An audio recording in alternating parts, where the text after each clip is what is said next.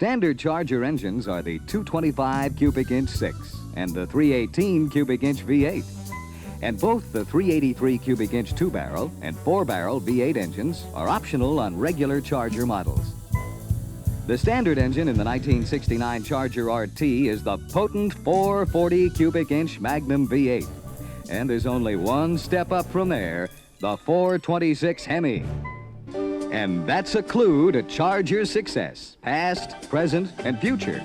Whether it's all-out performance or the look of sports car luxury, Charger's got it. Charger is a unique, one-of-a-kind modern masterpiece, combining beauty, performance, and sheer luxury in one spirited machine. And that's why Charger will continue to be the most beautiful and the most wanted car of 1969. Beneath the fog, behind the rust, sometimes they come back.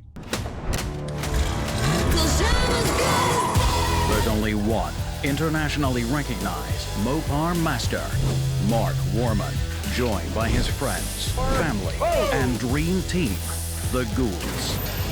Nobody wants to take on the stuff that we take on.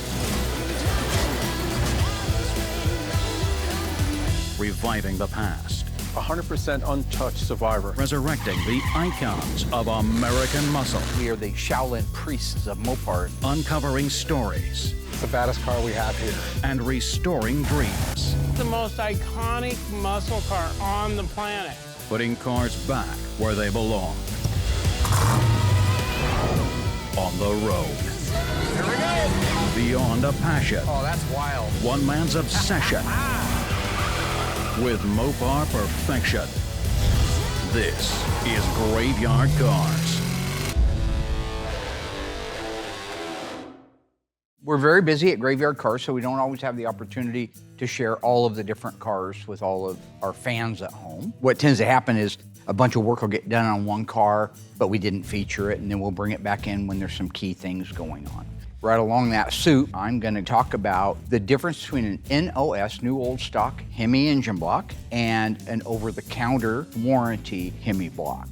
So if you guys recall back a few years ago, Tony D'Agostino was out and we looked at and validated a 1970 Dodge Challenger. This was an RT SE Special Edition A47 car. Pretty much everything you'd ever want to order on a car. This is a burnt orange houndstooth interior 426 Hemi. This has deluxe seat belts in it, 6-way seat, automatic transmission. It is the SE, so it gets the overhead consolette. And it was a clean original car. It just had a 1968 426 Hemi in it when it came here. Now listen, I get a lot of trouble from everybody, especially the editor upstairs, Aaron. He used to be really fat, by the way. Aaron says, you go down these rabbit holes and you start talking about things that don't matter to people. Well, I disagree, okay? I think they do matter to people. I don't just say it to hear myself talk. I say it because something the listener needs to know. You're an idiot. It's not a power brake car. Somebody added this. That there. In my opinion, there's nothing more important that the audience needs to know than when Tony D'Agostino was wrong about something on a Mopar. I see it's a rim blow steering wheel. It's automatic. Okay, It does say slapstick. what kind of seat belts?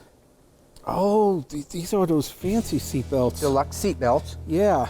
Where's the thing? Where's the light? So just to clarify this Dodge Challenger, if it had the C15 deluxe seat belts and it wasn't an SE car, there'd be a warning light right next to, if it was a 4-speed, it'd be next to the 4-speed reverse light. In this case, it's an automatic, so the only light up there on that dash would say fasten seatbelts. But when you have a JS29, which happens to be an A47, and C15s, you're not going to get the light down there. It's going to be up high like it would be normally. Everybody knows that. I just thought it was kind of weird that the seatbelt light, The fasten seatbelt light, the fasten right. seatbelt light wasn't on the dash. Yeah, that is odd. Is it? It's a JS29 car. Right? Overhead consolette. Yeah, it's all there. Headliner folding down. Overhead consolette with 3 warning lights. Oh, that's got the seat. Yeah! You got it, yeah. Score one for the ice tray, the ice pick, the ice man, Yeah. ice cube, shaved ice, snow cone. Okay, folks, look, I realize that I'm the online editor. I'm supposed to be that sort of last guard against you having to endure this kind of stuff from Mark.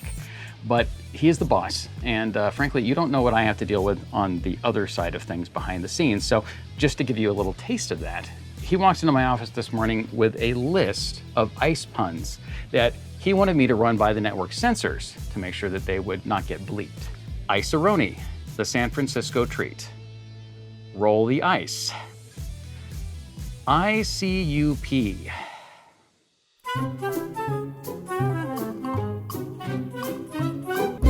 Now pay close attention. This is for our 1970 Dodge Challenger, RTSE, that we just talked about. It was important to the owner that we found an unstamped block, meaning had never been assigned to another car, never came out of another car with a VIN number on it, a blank pad. Now the engine I'm doing a comparison with is actually a 1968 engine. You can tell by the way it's machined out. Ironically, it is the engine that was in the 70 Challenger that we showed you earlier.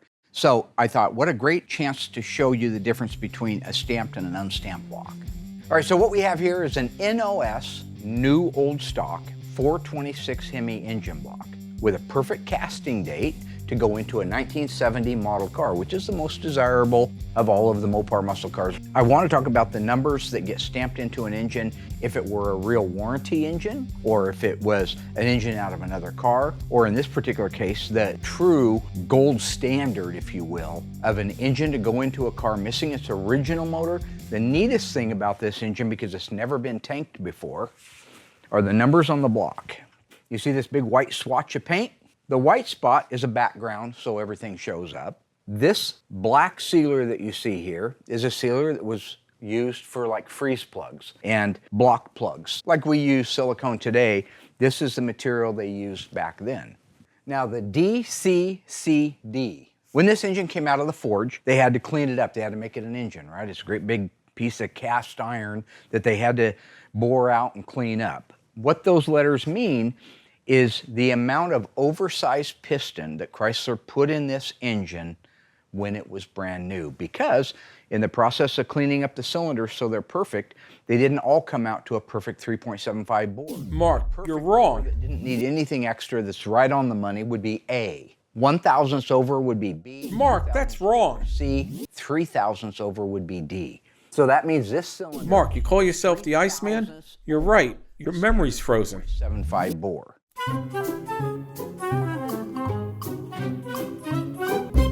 Let's freeze for a second, folks. I made a mistake, okay? I got the ABCD wrong, I got the bore size wrong. I made a mistake. Philly steak, D'Agostino doesn't have to point it out to me. I don't point out his mistakes, okay? I don't like cheese I didn't steaks. pay much attention in math class.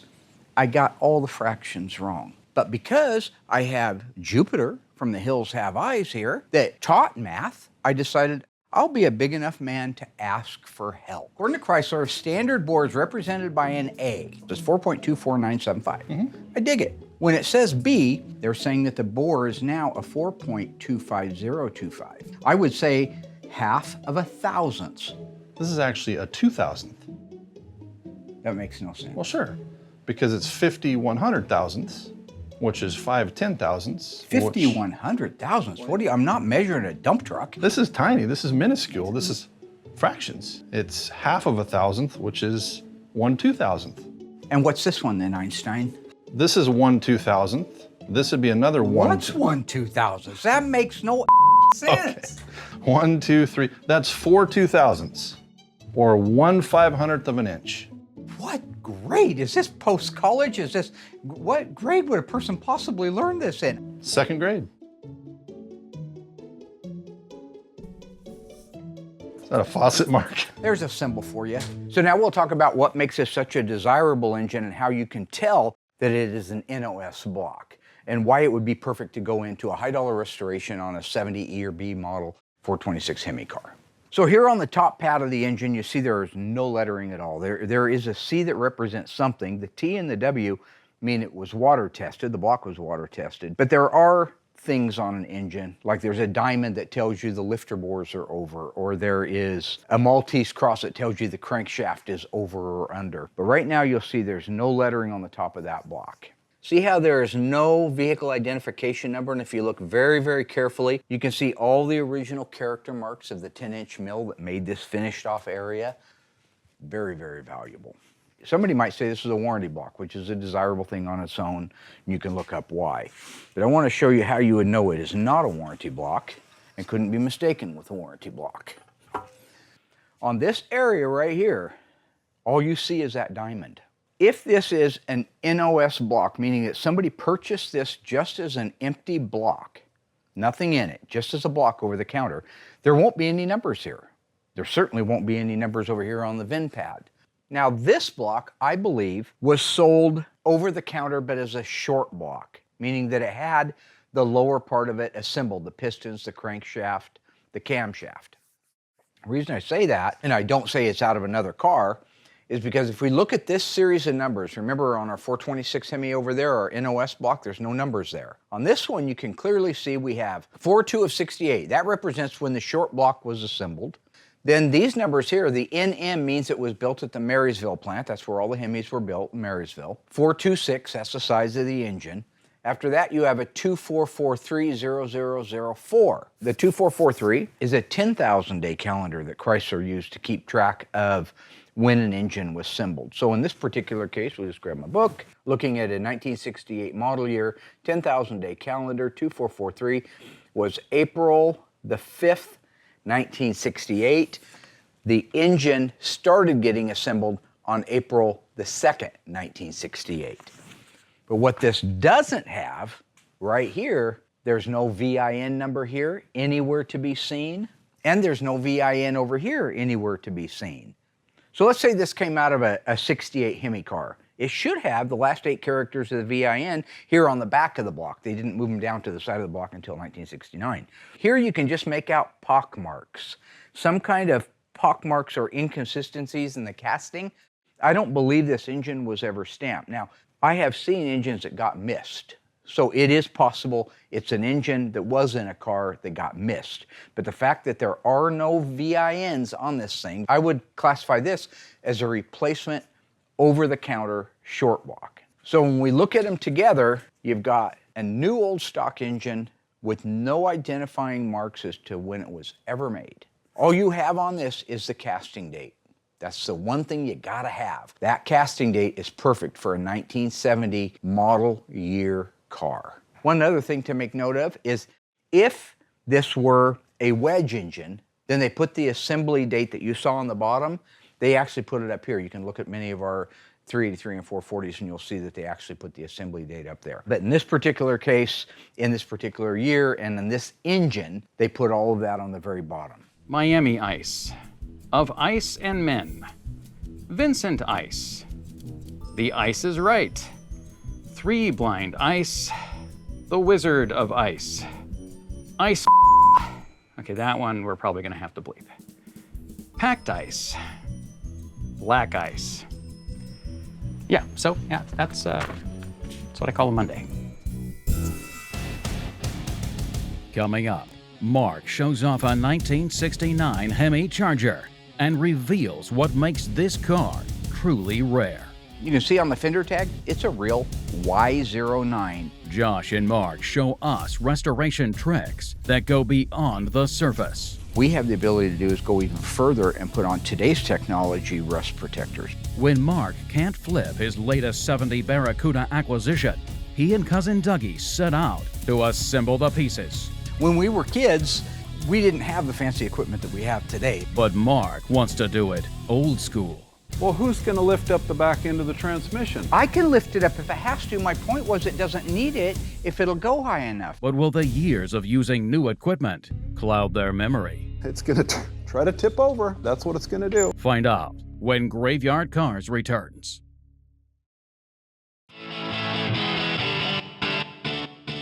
All right, so today I'm getting ready to install our front floor pan on our 69 Charger.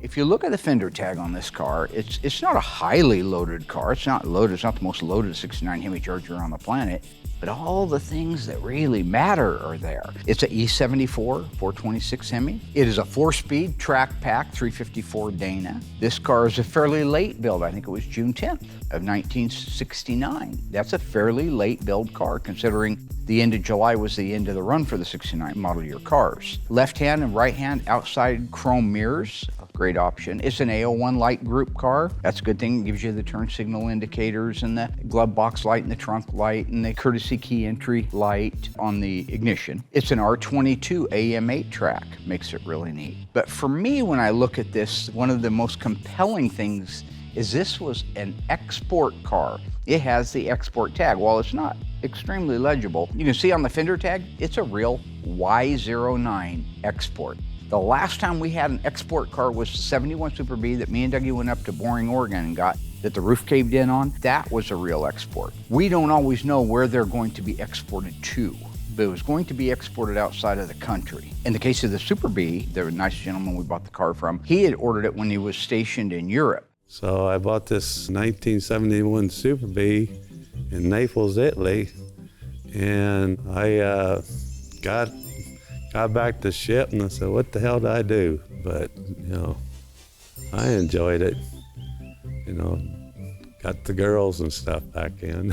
He had the car set up and ready to be delivered, but then got transferred back home before it actually left. So it still had the export tag on it, but it never did make it out of the United States.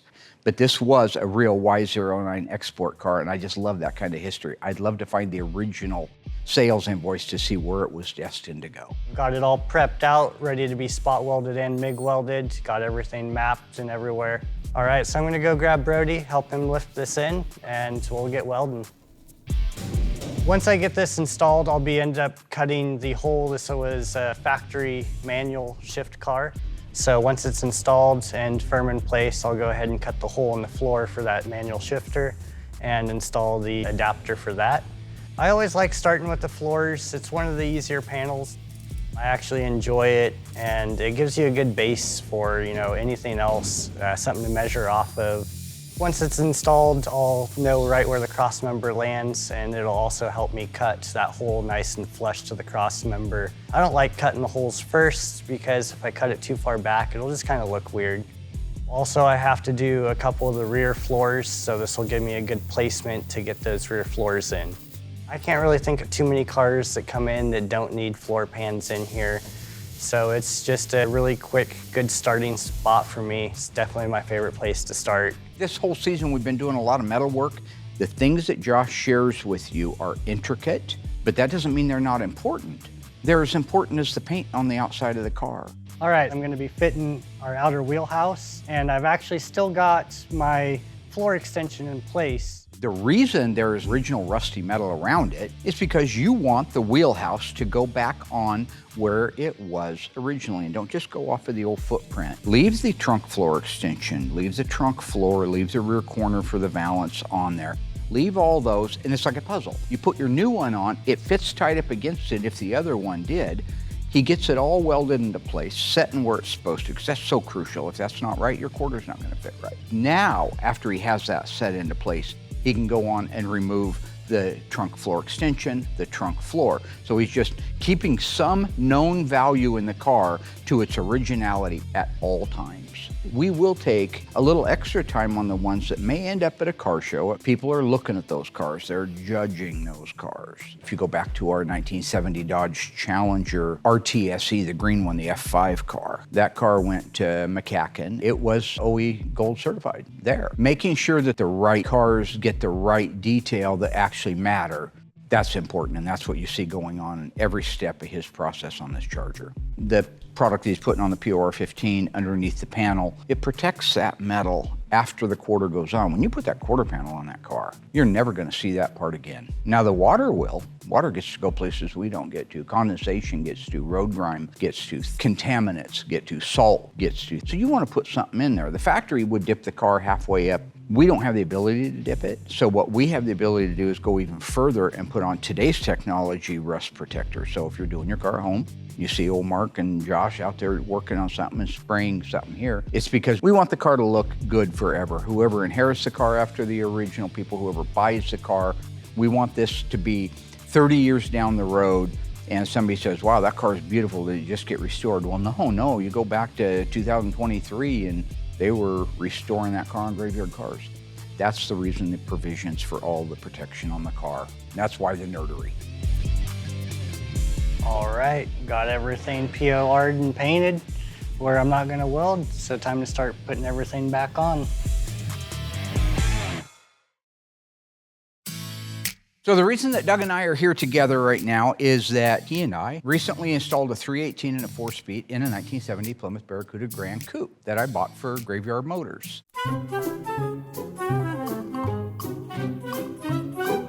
So let's see, it was somewhere around 79, I think, that my cousin Dougie Oldham bought a 1970 Plymouth Barracuda Grand Coupe, 318, 4-speed.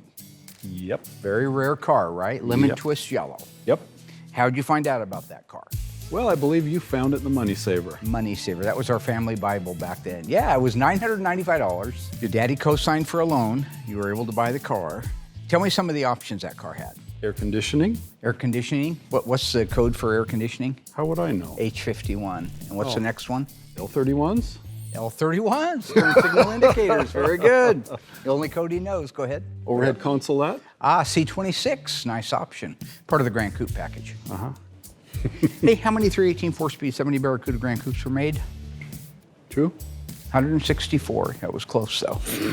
Point is, folks, Dougie had a loaded car. We've talked about it many, many times.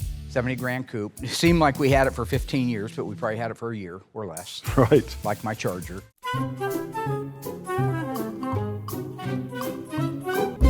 I actually tried to sell this car and had no luck selling it 3 times in a row. It's kind of like the V-Code Cuda that I had you do some work to it, get the engine torn down so we could decide if it's a numbers matching block, and then put the car back together and sell it. It sold the very first week because it was together in a complete car. This car, after 3 times of not getting it sold, I decided that we would put it together just so it looks like a car, just so it rolls, just so it looks more appealing than a box of bolts. So what's really fun about this is when we were kids, we didn't have the fancy equipment that we have today. If you wanted to hang an engine in a car on your Barracuda case, we used an old oak tree. It was hard to do because you didn't have any equipment. You'd have to jack a car 14 feet in the air, it seemed like, balance it on wheels, tires, pool balls, whatever it was set on, lower it down so you had enough rate. Well, anyway, because we did all those things and because this car is very much like his car was, I thought we would do it old school. Okay, so just remember that we have to keep the car on the ground till the back of the tail shaft of the transmission will clear this. It's around 3 or 3.5 feet, right? Okay. Then we move it in, get it over the yoke in a little bit.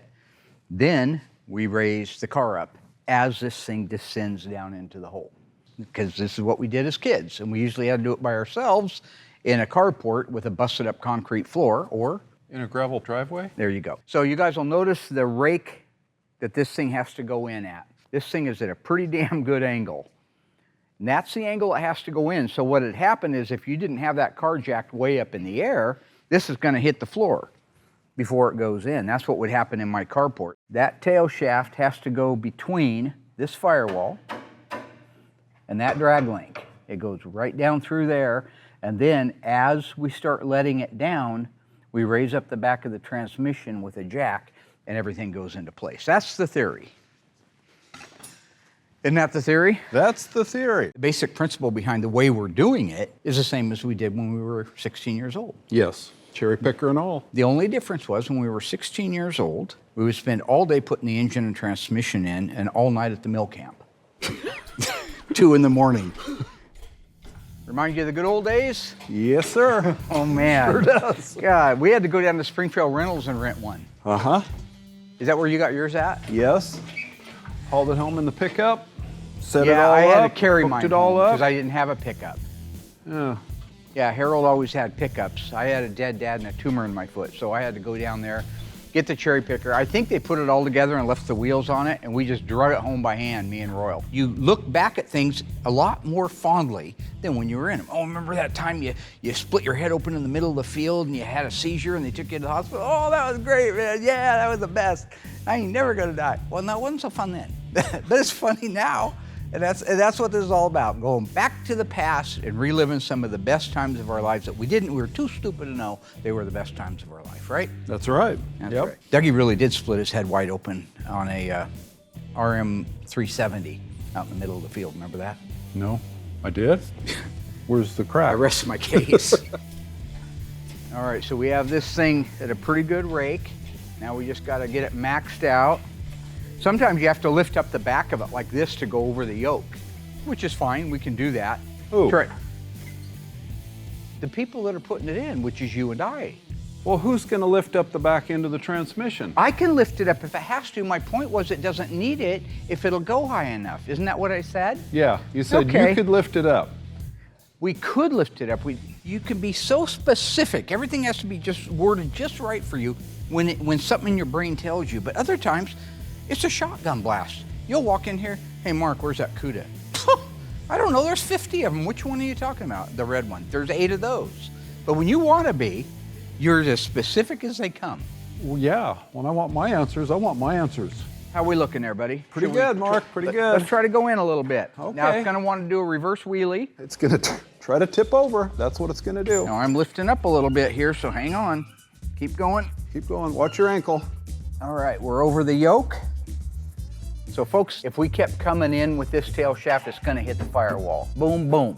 So now we start coming down with it, but as we come down with the whole setup, we have to start shuffling it that way, back underneath the car. So, Douglas, make sure it doesn't wheelie on us. Okay. And you can go ahead and start coming down with the machine. Okay, looking good, looking good. And stop there.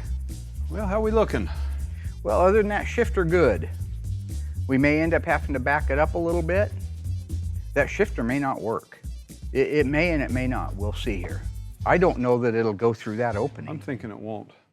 Still to come, Josh reveals more methods of his metal madness. This is the closest way I can actually get that integrity. On this rare export, 1969 Hemi Charger. Meanwhile, Mark and Dougie haven't given up the dream of turning back the clock. Graveyard Motors, man, it's the old school. But can these two old dogs remember their old tricks? Our distributor is about to hit. When Graveyard Carz returns. This 1970 Plymouth Roadrunner is what we call a survivor. It's wearing its original paint. It's got its original vinyl top, original interior, and it still has its numbers matching original drivetrain. The best part is, it's the subject of this week's autopsy report.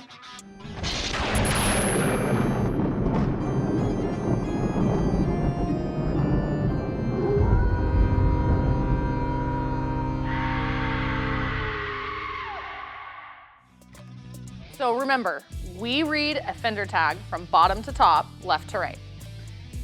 We start this one with E63, 383 Super Commando, D32, 727 torque flight transmission, RM23. R stands for Belvedere, M stands for medium price class, and 23 stands for two-door hardtop.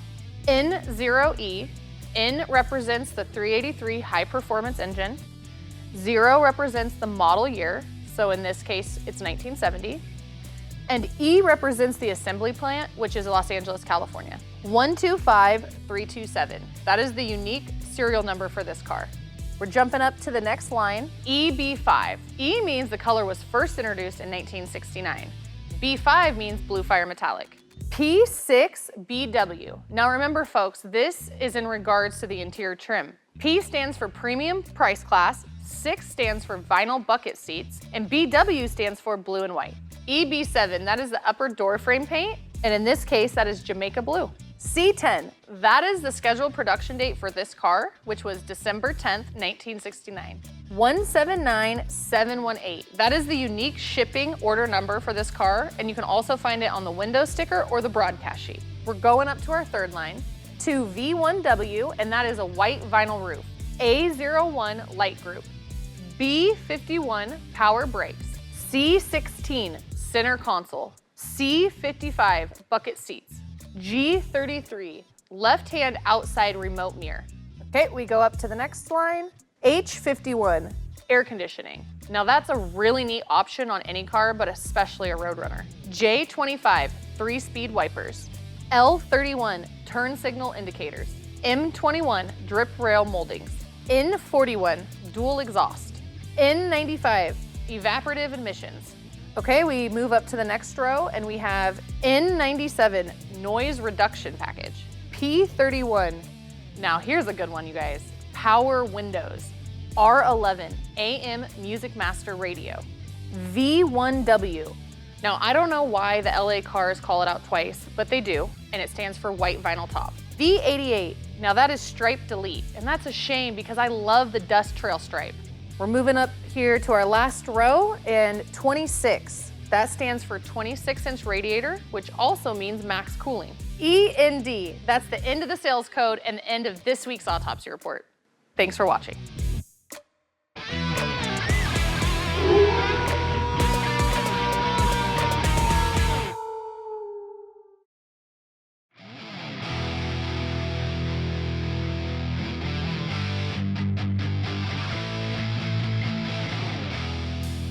All right, now that I've got the outer wheelhouse and the floor extension in the place I believe is right, it's time to check my work. So we're gonna go ahead and do a rough fit of the quarter panel and see where it puts my gaps and how everything fits. As long as that's in the right place and I got everything right, we're gonna go straight to welding.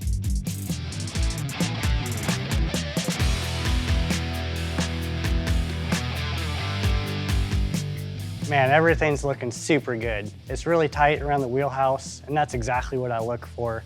Also, my gap is exactly where I was hoping it would be. I put it a little bit on the big side because by the time you get a little bit of primer on there and a couple layers of paint and everything else, it closes it up. So having it just slightly big will make it that absolute perfect gap by the time we're all done with it. Also, you guys may have noticed that this is a 68 quarter panel that I'm putting on this thing. I'm not doing that by accident. We are on national back order for 69 quarter panels for right now. So this is my only option. Later down the road, I'm gonna go ahead and weld that up and install a 69 side marker. So that's gonna be really interesting. But for now, I'm really happy with the fitment. So we're gonna go ahead, take it off, weld that outer wheelhouse in place, weld that floor extension in place, do a couple minor tweaks to this, do a final fitment of the quarter panel, and then we're on a roll.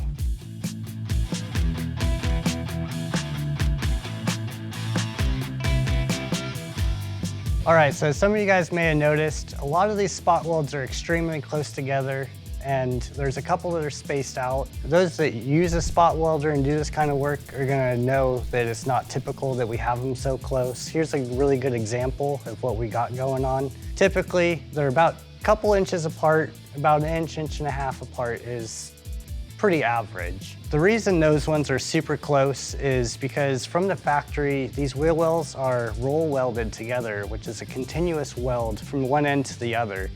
We can't recreate that here, so this is the closest way I can actually get that integrity. So just wanted to kind of let you guys know that's why they're so close and maybe give you guys the tip in restoring your own car too. So now that this thing's actually all welded together, I'm gonna clean up a couple things, and then after that, I'm gonna start doing a final fit of my quarter. I know there's a couple things I need to address to really make it fit correct. I need to reshape the front edge of it to match the door shape and a couple things in the back.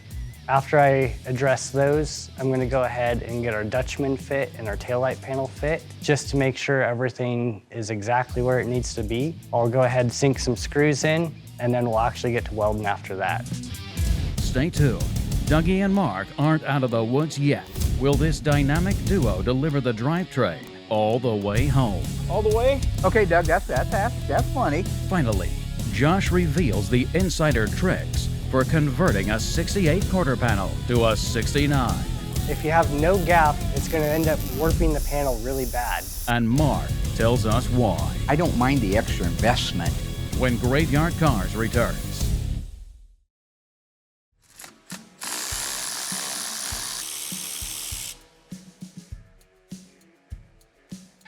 So we're gonna come down some more with this as we begin to go into the car. At a certain point, we have to raise the car up in the air because the tail shaft's gonna hit the ground. Okay, Douglas, go ahead. Looking good, looking good, looking good. All right, let's try to go back in a little bit. Okay, go ahead and go down a little more. Okay, here we go. Yep, looks good, looks good. Okay, back in some more. Okay, now you're cleared the yoke. So now we're gonna keep going down with this. Keep going, heading down. Let's come on in a couple of inches just to clear the pulley, right in that range there. Okay, good. I think that's about where we're gonna be at. So now we're gonna get a jack and jack up the back of the transmission. Imagine doing this as a kid by yourself. This is Graveyard Motors, man. This is old school. You gotta practice what you preach, right? We say we're going back, we're going back. All the way? Okay, Doug, that's funny. Remember when you asked me to tell you when you're being awkward? Uh-huh. You're being awkward. That whole staring at the camera with the silly grin, not now, in the scene. Yeah? That's the same look Kowalski had on his face right before he hit the bulldozers. Real blank? Yeah, but happy blank. That was happy, yeah. That was. Yeah, that hot spot in your head starting to hurt. Yeah. Yeah. Okay, right there. And now we should be able to go straight back in. Our distributor is about to hit. That's why you got to get that back of that transmission up. Raise the transmission yeah, up? Go ahead and raise the trans up a little more. There you go. That looks good. Trying to. Looks good. Okay, let me let the engine down a little bit. Hold it. Okay. So back of trans needs to go up a little bit probably, and then the whole thing needs to go straight back in after that probably. So yeah.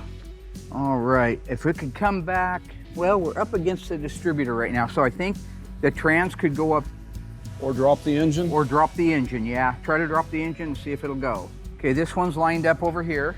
This one needs to go back just a touch, which means the transmission needs to go sideways. Whoa, look at that. Look at that. Got it, just fell down in the hole, look at that. Right on. All right. We did it. Okay. Go ahead and get that thing out of here. Okay. I can't reach that because I'm too short. Osgood Slaughter stunted my growth. Really? Yep. Wind it up. Wind it up. Did it, look at that. Okay, so now we need to put the transmission crossmember bolts in. I would go under there with you normally and give you a hand, but I got my new Kolchak shirt on. Remember that? I do, very Night Stalker. Loved him. Loved him. Okay, there's your two bolts. Okay. Where's the nuts? Reminded me a lot of my car. This one here? Yeah. Yep, that's why you're here today. Pretty fortunate, aren't I? Uh-huh. Yeah, you are. Thank you. Special. As Josh alluded to earlier, the quarter panel that we're putting on the car, it's a 68. It has the round hole right down the middle of the style line. Our car is a 69, so it has a rectangular hole that's down lower. The 69s have been back ordered since COVID. There's no difference between a 68 and a 69 as far as everything else except for the side marker. So what he has to do is he has to cut a piece out and weld in to fill up the area where the 68 round one was. And then he takes a donor piece off of a used quarter panel out back, measures exactly in space where that's supposed to go, and he can graft that into the quarter panel. So I went ahead and formed this washer to fit in this hole and to go with the curve. Now that I've got this clamped in place, I'm going to start welding. There's a couple really important things to do when you weld this. You want to make sure you have a nice tight gap. You're going to want some gap. You want to make sure there's room for the metal to move. If you have no gap, it's going to end up warping the panel really bad. And then also, you're going to want to make sure you keep a nice cool weld. I'm going to do my absolute best not to warp anything. It is really difficult not to warp something, but seeing that the panels aren't welded on, I could always go back and hammer and dolly anything if needed.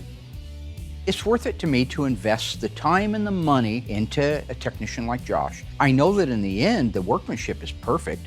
Nobody on the planet would ever know we did it once the car is painted, period, end of story. And I don't mind the extra investment of paying somebody to do it versus just hanging a panel on the car. All right, so I've finished doing our side marker conversion.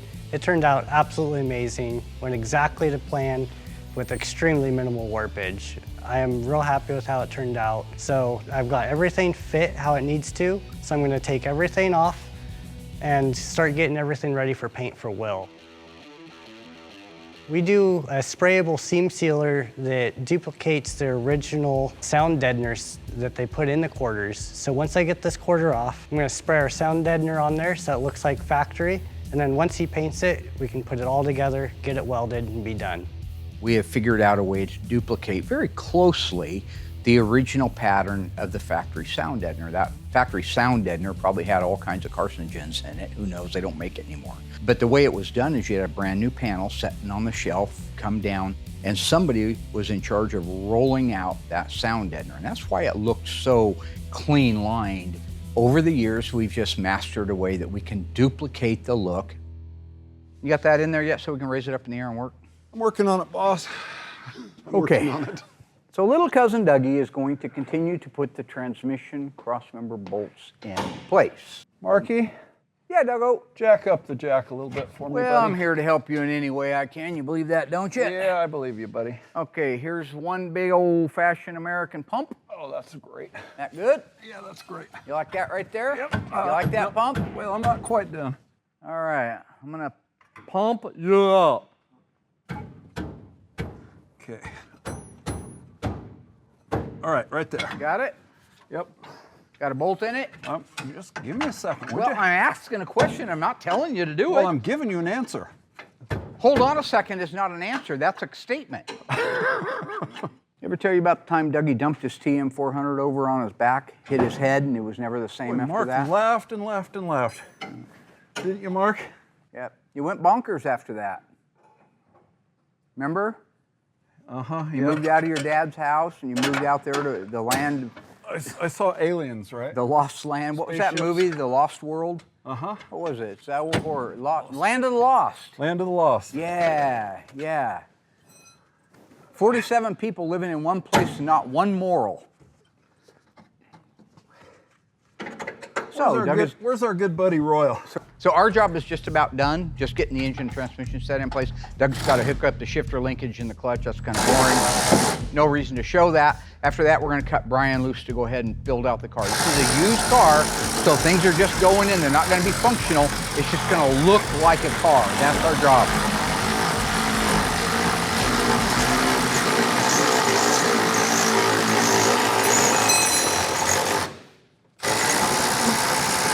A long bolt.